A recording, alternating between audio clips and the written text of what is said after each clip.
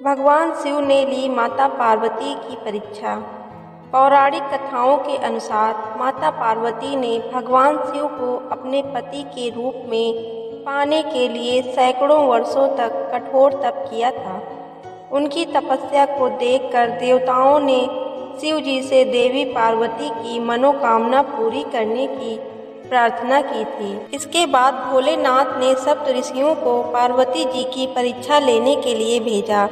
इस परीक्षा के दौरान सप्त ऋषियों ने शिव जी के ढेरों अवगुणों को बताते हुए माता पार्वती से शिव जी से विवाह न करने को कहा, लेकिन पार्वती जी अपने निर्णय से टस से मस नहीं हुई।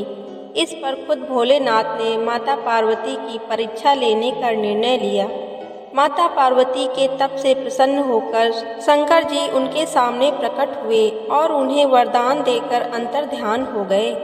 कुछ क्षणों के बाद ही एक मगरमच्छ ने एक लड़के को पकड़ लिया और लड़का मदद के लिए पुकारने लगा। बच्चे की आवाज़ सुनकर पार्वती जी नदी किनारे पहुंची और उनका मन द्रवित हो गया। इस बीच लड़के ने माता पार्वती को देखकर कहा कि मेरी न माँ है, न बाप है, न कोई मित्र ही है। माता आप ही मेरी रक्षा करें। इस पर पार्वती जी ने मगरमच्छ से कहा कि ग्राह इस लड़के को छोड़ दें। इस पर मगरमच्छ ने कहा कि दिन के छठे पहर जो मुझे मिलता है उसे आहार बनाना मेरा नियम है।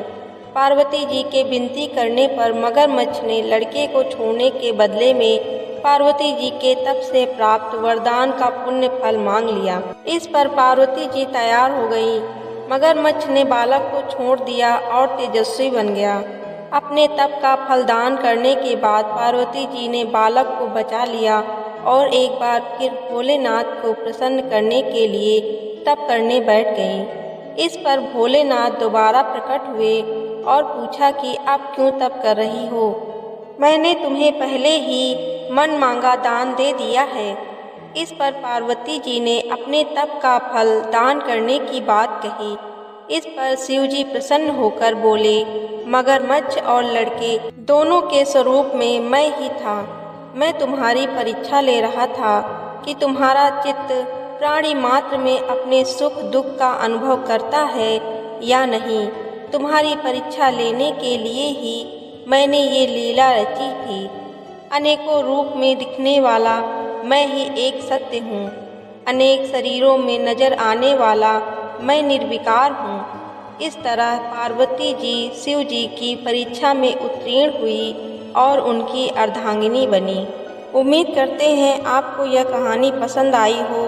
ऐसी ही कहानियाँ सुनने के लिए मेरे चैनल को सब्सक्राइब करना न भूलें। मिलते हैं एक नई कहानी के साथ।